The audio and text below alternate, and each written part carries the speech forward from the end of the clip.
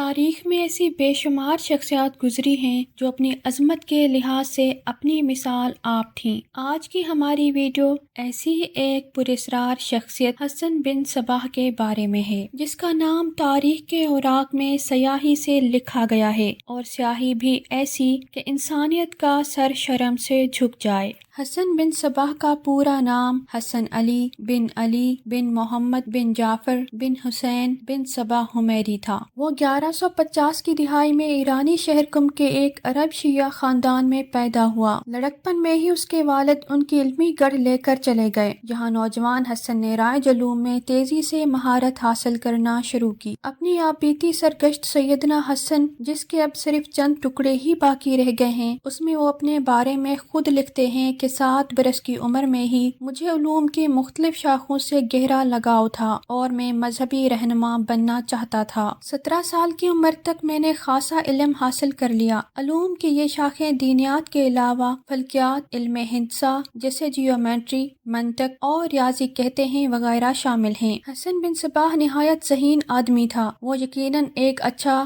معروف عالم دین بن سکتا تھا، لیکن اس سے پہلے کہ وہ اپنے اس حاصل کردہ علم کو کسی بہتر مقصد کے لیے استعمال کرتا، اس کی ملاقات امیرہ زراب نامی اسماعیلی داعی سے ہوئی، جنہوں نے نوجوان حسن کے دماغ کے لیے بارش کا سا کام کیا۔ حسن ان سے اس قدر متاثر ہوا کہ وہ اسماعیلی ہو گیا۔ حسن بن صباح 17 سال کی عمر تک مکمل اسماعیلی بن چکا تھا۔ کچھ لوگوں کا کہنا ہے کہ حسن بن صباح شروع سے ہی اسماعیلی فرقے سے تعلق رکھتا تھا اور وہ ایک زمانے تک خود کو سنی ظاہر کرتا رہا، لیکن بعد میں اس نے اپنے ہی ایک نئے فرقے کی بنیاد رکھ دی اور خود کو خدا کا الچی اور امام بنا کر مذہب اسلام کی بیخکنی کرنے لگا۔ اس نے تاعمر اپنے آپ کو اہل اسلام ظاہر کیا اور اپنے پیروکاروں کو گمراہ کیا۔ جب اس نے اپنا پیغام کو آگے پھیلانے کا سوچا تو اس نے کرب و دور کے علاقوں کا رخ کرنے کا سوچا، اور وہ علاقہ جو سب سے پہلے اس کے ذہن میں آیا وہ مصر کا شہر قاہرہ تھا، جسے علم و روشنی کا محور سمجھا جاتا تھا۔ قاہرہ پہنچنے سے پہلے ہی حسن بن صباح کے افسانے وہاں پر پہنچ چکے تھے۔ لوگوں کی ایک بڑی تعداد تھی جو حسن بن صباح سے غائبانہ طور پر واقف تھی۔ چنانچہ جب اس کی حاضری فاطمی دربار میں ہوئی تو اس کی خوب آؤ بھگت کی گئی۔ حسن نے مصر میں 3 سال گزارے، لیکن اس دوران فاطمیوں کے سپہ سالار بدر الجمالی حسن کے مخالف ہو گئے اور انہوں نے حسن کو زندان میں ڈال دیا۔ اتفاق سے زندان کا مینار گر گیا۔ اس واقعے کو حسن کی کرامت سمجھا گیا اور انہیں باعزت طور پر رہا کر دیا گیا۔ اس باعزت رہائی نے اسے اور بھی دماغی طور پر فرعونیت کی طرف مائل کر دیا۔ وہ یہاں سے ایران اور پھر مختلف علاقوں سے گھومتا رہا اور اسماعیلی فرقے کی تبلیغ دیتا رہا۔ ان علاقوں سے گزرتے ہوئے اس کی نظر رودبار کے علاقے دلمان پر مرکوز ہوئی، جہاں انہیں کوہل بزر کی برفانی چوٹیوں میں گھرا ہوا ایک قلعہ نظر آیا، جو ان کے مستقبل کے منصوبوں کے لیے نہایت سود مند ثابت ہو سکتا تھا، اور وہ مستقبل کے منصوبے بے حد خطرناک تھے۔ وہ قلعہ تھا قلعہ الموت۔ قلعہ الموت کے نام سے لگتا ہے کہ اس کا تعلق مرنے سے ہے، لیکن حقیقت یہ ہے کہ الموت فارسی زبان کا لفظ ہے جس کا مطلب ہے سیکھنا۔ روایت مشہور ہے کہ اس علاقے کا حکمران شکار کھیل رہا تھا کہ اسے ایک پہاڑی پر عقاب اترتا ہوا دکھائی دیا۔ اسے احساس ہوا کہ اس مقام کا جغرافیہ اس قسم کا ہے کہ اگر یہاں قلعہ بنا دیا جائے تو ناقابل شکست ہوگا، چنانچہ اس نے یہاں قلعہ تعمیر کروایا اور اس کا نام الموت پڑ گیا، یعنی کہ عقاب کا سکھایا ہوا۔ جب حسن یہاں پہنچا تو اس نے قلعہ الموت کے آس پاس کے علاقوں میں ڈیرا ڈالنا شروع کر دیا اور ان کا پیغام زور پکڑتا گیا۔ دیکھتے ہی دیکھتے خود قلعے کے اندر اس کی اتنی اکثریت جمع ہو گئی کہ قلعے کا مالک قلعہ دار حسین مہدی کے پاس اس کے سوا کوئی چارہ نہ رہا کہ وہ قلعے کا اختیار حسن کے حوالے کر کے وہاں سے رخصت ہو جائے، اور یہ واقعہ سن 1090 کا ہے۔ جب قلعے کا مالک حسین مہدی وہاں سے چلا گیا تو حسن بن صباح نے قلعہ الموت کو اپنا مرکز بنا کر آس پاس کے علاقوں میں اپنا پیغام مزید تیزی سے پھیلانا شروع کر دیا۔ حسن بن صباح اپنا اثر و سوگ بڑھانا چاہتا تھا، لیکن اسے اس وقت شاندار حیرت ہوئی جب کچھ ہی عرصے بعد آس پاس کے قلعے اس کے قبضے میں آ گئے، جن میں سے کچھ کو اس نے خریدا اور کچھ بزور بازو قبضہ کر لیا، اور کچھ قلعے والے تو ایسے تھے جنہوں نے اس کی دعوت سے متاثر ہو کر خود اپنے دروازے کھول دیے۔ قصہ مختصر یہ کہ چند برسوں کے اندر تقریباً تمام رودبار اور پڑوسی علاقوں میں حسن کی علمبرداری قائم ہو گئی۔ حسن بن صباح اپنا کام اتنی دل جمی سے کرتا تھا کہ اس کے انہماک کا عالم یہ تھا کہ وہ الموت میں آ جانے کے بعد 35 برس اس قلعے کے باہر نہیں گیا، بلکہ اپنے گھر سے بھی صرف 2 بار باہر نکلا۔ تاریخ دان رشید الدین ہمدانی جامع تواریخ میں لکھتے ہیں کہ وہ اپنی موت تک اپنے ہی گھر میں رہے، جہاں پر وہ اپنا وقت مطالعے اور دعوتیں تحریر کرنے، اپنی علمبرداری کا نظم و نسق چلانے میں صرف کرتے۔ حسن بن صباح 5ویں صدی کا پراسرار و فریب اور منافق ترین انسان گزرا ہے۔ جس وقت حسن بن صباح دہشت کا نام بن چکا تھا، اس وقت سلجوکیوں کا دور حکومت تھا۔ ترک جنگجو ایک طرف سے لیبیوں سے لڑ رہے تھے، جبکہ دوسری جانب منگول آندھی کا بھی مقابلہ کر رہے تھے۔ حسن بن صباح اور اس کے جانشینوں نے ایسی ٹھاٹھ بنائی کہ اس زمانے کے اسلامی سلاطین اس سے گھبراتے تھے۔ اس وقت بغداد میں عباسی خلیفہ مقتدر باللہ تھا، لیکن حکومت ملک شاہ سلجوکی کی تھی۔ جب حسن بن صباح کا فتنہ بہت بڑھ چکا تو سلجوکی سلطان ملک شاہ نے اس کے خلاف لشکر کشی کا فیصلہ کیا۔ لشکر کشی سے پہلے ایک قاصد کو یہ پیغام دے کر بھیجا گیا کہ حسن بن صباح خود کو سلطنت کے حوالے کر دے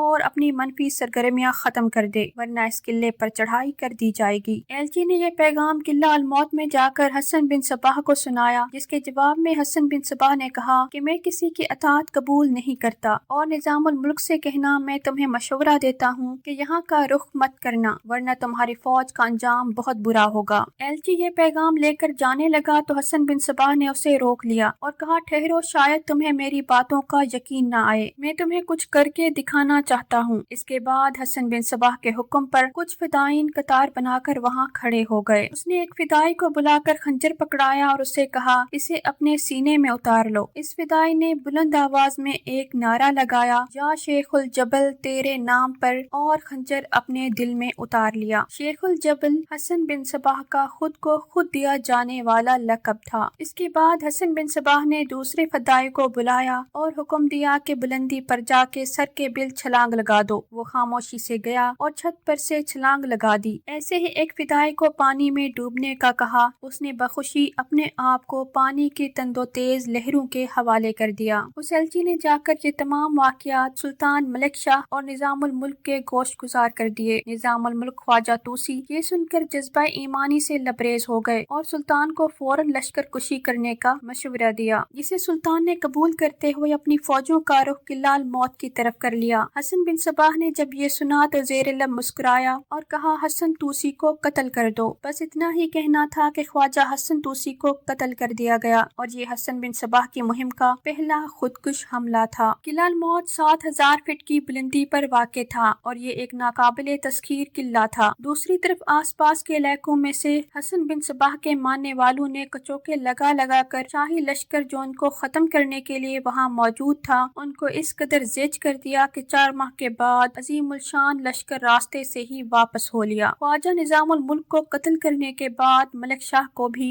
حسن بن صباح کے فدائین نے ہی قتل کیا۔ ان کے قتل کرنے کا طریقہ انتہائی سادہ ہوتا تھا۔ فدائی مطلوبہ شخصیت تک کسی بھی طریقے سے پہنچتا اور اس کو قتل کر کے ایک بلند نعرہ لگاتا، یا امام الجبل حسن بن صباح تیرے نام پر، تیری جنت سے اللہ کی جنت میں جا رہا ہوں، اور اپنے دل میں خنجر اتار لیتا۔ یہاں پر کچھ ذکر کرتے ہیں اس جنت کا جس کی لالچ دے کر حسن بن صباح اپنے فدائین سے قتل و غارت گری کروایا کرتا تھا۔ حسن بن صباح نے خوبصورت باغ لگوایا، جہاں پر باغ لگوایا گیا وہ قدرتی طور پر ہی ایک نہایت خوبصورت علاقہ تھا، اور اس میں نہایت خوبصورت لڑکیاں رہتی تھی۔ یہ لڑکیاں دنیا جہان کی خوبصورت لڑکیاں تھیں۔ حسن بن صباح کے فدائین حشیش کے نشے کے زیر اثر یہاں لائے جاتے، اور یہ ایک ایسا نشہ ہوتا تھا کہ انسان ویسے ہی خود کو جنت میں محسوس کرنے لگ جاتا، اور اس پر جب اس کو مصنوعی جنت سے لڑکیوں کے دل فریب ادائیں نظر آتی تو وہ بالکل ہی مدہوش ہو جاتا تھا۔ یہ بات یہی ختم نہیں ہوتی، یہاں جو بھی لایا جاتا تھا کچی عمر میں لایا جاتا تھا۔ حشیش کا نشہ جنت کے حسین نظاروں اور حوروں کے علاوہ ان پر عمل تنوین، جسے ہپنوٹزم کہا جاتا ہے، جس میں حسن بن صباح نے خاص مہارت حاصل کر رکھی تھی، وہ بھی اپنایا جاتا تھا۔ 12 سے لے کر 17 سال تک کے یہ لڑکے جب عمر کی پختگی تک پہنچنے لگتے تو وہ ایسا ہی محسوس کرتے تھے جیسے وہ واقعی ہی جنت میں رہتے ہوں، اور اس کے بغیر ایک لمحہ بھی ان کے لیے جینا محال ہوگا۔ حسن بن صباح کئی بار 2-4 فدائیوں کو حشیش پلا کر ان باغات میں پہنچا دیتا۔ ہوش میں آنے پر فدائی یہ سوچتے کہ وہ حقیقی جنت میں ہیں۔ باغ میں موجود لڑکیاں انہیں جام کوثر کے بہانے بھنگ پلایا کرتی اور عالم مدہوشی میں انہیں اس جنت جنت سے باہر نکال لیا جاتا تھا۔ ان فدائیوں کا کام حسن بن صباح کی ناپسندیدہ شخصیات کو قتل کرنا تھا۔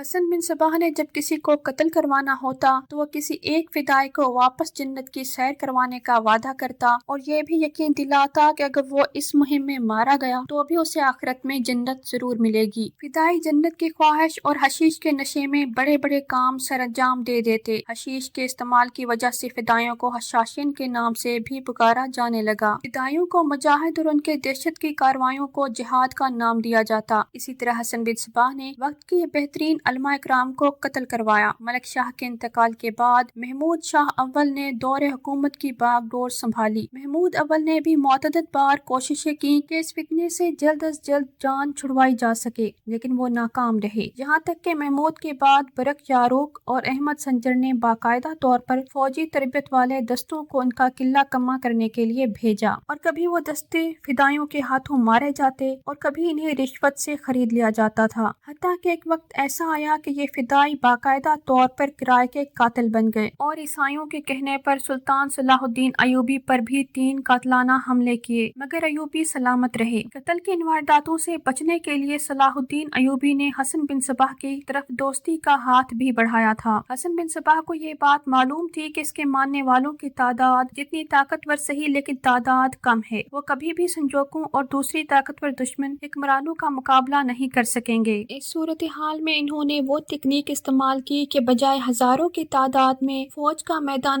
جنگ میں دو بدو مقابلہ کیا جائے، بہتر یہی ہے کہ اپنے کسی جانثار فدائی کی تربیت کر کے اسے اس کے ہاتھوں حکمران، خطرناک وزیر، سپہ سالار یا مخالف مذہبی عالم کو قتل کروا دیا جائے۔ یہ طریقہ حیرت انگیز طور پر کامیاب بھی ثابت ہوا۔ توسی کے بعد حسن کے فدائین کے نشانے پر کئی حکمران، شہزادے، گورنر جنرل اور علماء آئے اور ان کی دہشت قریب و دور میں پھیل گئی۔ فدائین دن دہاڑے کھلے عام لوگوں کے سامنے اپنی وارداتیں سر انجام دیتے تھے۔ ان کا ہتھیار ایک زہر آلود خنجر ہوتا تھا۔ کبھی کبھار فدائین قتل کے بجائے دھمکی آمیز خط سرہانے چھوڑ دیتے، جس سے ان کا مقصد بغیر اس شخص کو قتل کیے بھی پورا ہو جاتا۔ ایک ایسا ہی خط انہوں نے 5ویں سنجوک حکمران احمد سنجر کو بھی پہنچایا تھا اور اس خط کے بعد وہ ان سے دوستی کا ہاتھ بڑھانے پر مجبور ہو گئے تھے۔ فدائین کے اس طریقہ کار کے بعد اہم شخصیات کسی بھی اجنبی سے ملنے سے کترانے لگیں اور اپنے لباس کے نیچے احتیاطاً ذرائع بختر پہننے لگیں۔ اب کچھ بات ہو جائے کہ دنیا کے حکمرانوں اور بادشاہوں کو مروانے والے حسن بن صباح نے اپنے بیٹوں کو کیوں مروایا۔ حسن بن صباح اس بات سے بخوبی واقف تھا کہ شراب انسانی عقل کو ضائع کر دیتی ہے، سو اس نے قانون بنوا رکھا تھا کہ اس کے بیٹے نہ تو کبھی شراب پئیں گے اور نہ ہی طاقت کا استعمال کرتے ہوئے اس کی مرضی کے بغیر کسی بھی شخص کی جان لیں گے۔ چنانچہ جب اس کے حکم کی حکم عدولی کی گئی تو اس نے اپنے دونوں بیٹوں کو بھی نہیں بخشا، ایک کو شراب پینے کی پاداش میں اور دوسرے کو قتل کرنے کے جرم میں اپنی ہی آنکھوں کے سامنے مروا ڈالا۔ حسن بن صباح کا انتقال 12 جون 1124 کو ہوا۔ حسن بن صباح نے 90 سال کی عمر پائی، جس میں 29 سال اس نے قلعہ الموت میں گزارے اور یہی ان کی موت واقع ہوئی، کیونکہ انہوں نے اپنی ہی زندگی میں اپنے بیٹوں کو قتل کروا دیا تھا۔ اسی لیے اپنی زندگی میں ہی انہوں نے اپنے ایک وفادار دائی قیا بزرگ امید کو اپنا جانشین مقرر کر دیا، جنہوں نے ایک عرصہ قلعہ الموت پر حکومت کی اور یہ سلسلہ 1256 تک چلتا رہا، جب تک کہ منگول حکمران ہلاکو خان نے ہمیشہ سے ناقابل تسخیر سمجھے جانے والے قلعہ الموت کو فتح کر کے اسماعیلی ریاست کا خاتمہ کر ڈالا۔ حسن بن صباح کے جانشین اور آخری